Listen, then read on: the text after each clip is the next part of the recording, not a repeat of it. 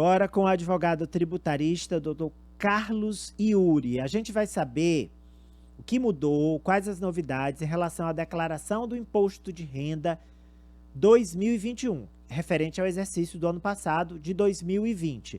Doutor Carlos Iuri, muito obrigado por conversar conosco. A primeira pergunta, a gente tem um prazo a mais para fazer essa declaração. A Receita Federal terminou estendendo um pouco mais o prazo, não é isso? Bom dia. Bom dia, Ari. Bom dia ao telespectador da Rede TV Mil Norte. Ari, é isso mesmo que você falou, né? Em face da questão da pandemia, segundo a Receita Federal, para evitar aglomerações no momento da entrega da declaração de ajuste anual, houve aí uma extensão de prazo até o final de maio, até o dia 31 de maio. Lembrando que o contribuinte ele pode fazer a entrega da sua declaração de ajuste anual, preferencialmente por meio da internet, né? A Receita Federal hoje ela disponibiliza uma vasta rede de aplicativos.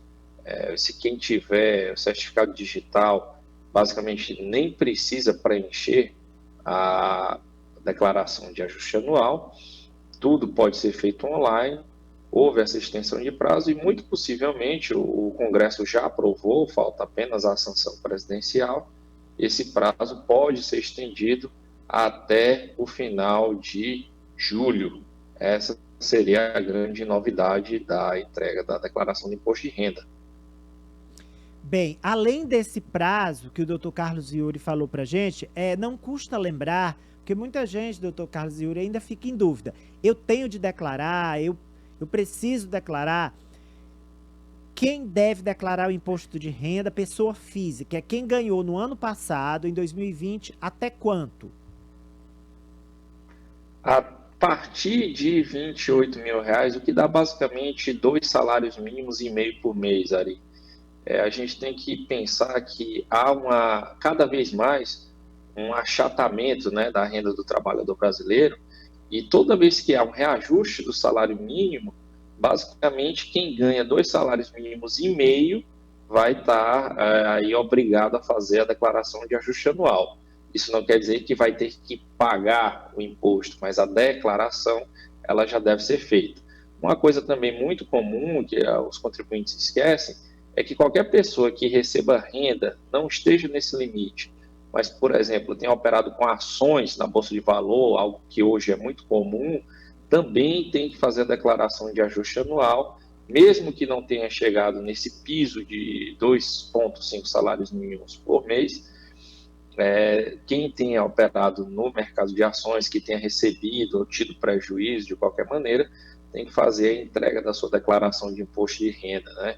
A gente tem que lembrar também que, por exemplo, menores de idade que tenham recebido as pensões alimentícias e assim por diante, tem que fazer essa declaração de imposto de renda, porque a Receita Federal precisa saber se o valor descontado, né, na fonte está efetivamente chegando no outro lado, ou seja, não receber toda a pensão alimentícia.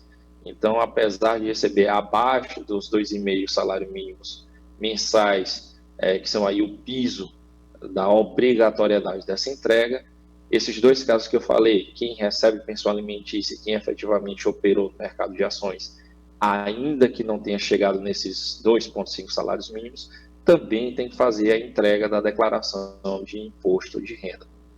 Doutor Carlos Iuri, muita gente recebe dinheiro de volta, é a chamada restituição. Quando ele descontou o imposto ali na fonte, ao receber o dinheiro, ele já antecipou essa parcela para o governo, depois o governo devolve uma parte para ele. Como é que acontecem essas restituições? Quem é que tem direito a elas? Há algum critério para saber quem recebe primeiro? Porque o governo não devolve de uma vez só, ele parcela, né? O governo ele vai fazendo o parcelamento da devolução da restituição pelos valores, né? Primeiro os valores menores, depois os valores maiores, mas de regra o valor ele entra todo na sua conta, né? Pagamento do tributo não, o pagamento do tributo ele pode ser parcelado em até 6 vezes, mas a restituição ela acontece de uma vez. A restituição ela ela tem lugar quando comprovadamente houve pagamento de mais imposto do que o que a pessoa deveria pagar. Por exemplo, uma pessoa que tenha um valor de imposto de renda retido na sua fonte, se ela paga, por exemplo, R$ 1.000 e pelo cálculo da declaração de ajuste anual, ela deveria ter pago somente R$ 600, ela tem direito a receber esses R$ 400 de volta. Também é possível haver restituição quando, por exemplo, a base do imposto ela é diminuída. O que é o imposto de renda? Ele é o imposto que incide sobre renda e rendimentos, né? A gente tem que lembrar que não é só salário que é objeto da declaração. Qualquer rendimento, como por exemplo o rendimento de aluguel, o que se ganha comprando e vendendo imóveis, o que se ganha comprando e vendendo ações, tudo isso é rendimento, tudo isso está sujeito à mordida do imposto de renda. Só que, por outro lado, existem despesas que a própria Receita Federal, que a União, reconhece como despesas que devem ser abatidas da base de cálculo desses rendimentos que a pessoa recebe ao longo do ano. Por exemplo, despesas médicas. Quando as despesas médicas elas chegam num determinado patamar e esse patamar ele derruba, a base de cálculo do imposto, quer dizer, todos os rendimentos, aí a pessoa tem direito a receber de volta o que ela pagou a mais de imposto.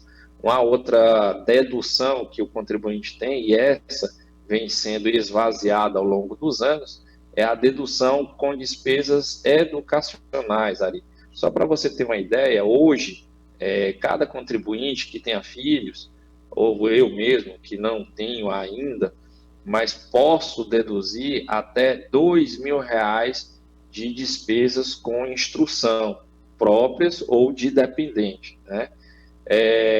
No caso, vou dar um exemplo, uma escola particular, por menor que seja, quero dizer assim, a menor mensalidade de uma escola particular está aí hoje beirando os seus R$ 1.000. Então, com duas parcelas, dois pagamentos de mensalidade escolar, você já chega no limite de dedução.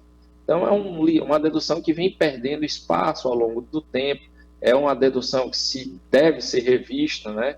Existem já ações judiciais questionando o fato de a União ter congelado esse valor e ter permitido que as mensalidades estejam em um patamar bem superior ao patamar de dedução, ou seja, não há mais benefício fiscal criado aí na legislação para favorecer a educação das crianças e dos adolescentes.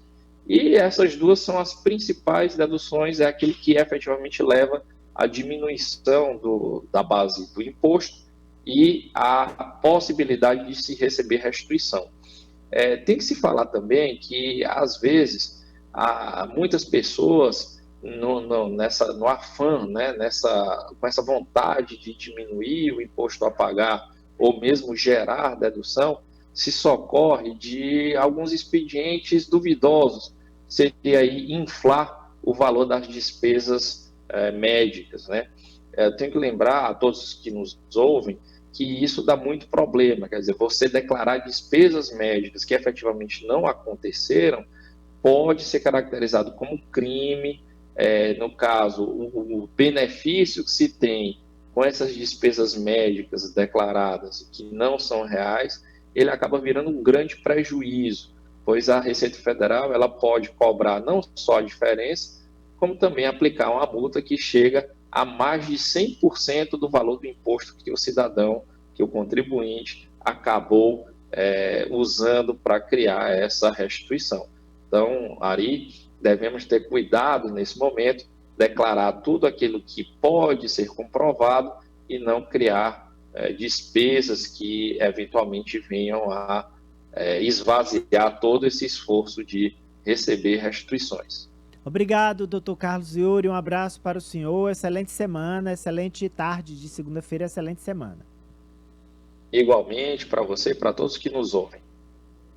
Tá aí, dúvidas tiradas pelo advogado tributarista doutor Carlos Iuri, sobretudo saúde, né? Você pode abater, mas nada de inventar gastos com saúde, depois o leão te pega e aí a mordida vai doer mais ainda do que o imposto que você teria de pagar. Procure um contador, tá? Procure um contador, que os contadores estão preparados para fazer corretamente a sua declaração do imposto de renda. Você pode dividir, como o Dr. Carlos Iuri falou, você pode dividir em até 8 vezes o imposto, tem juros, mas pode dividir.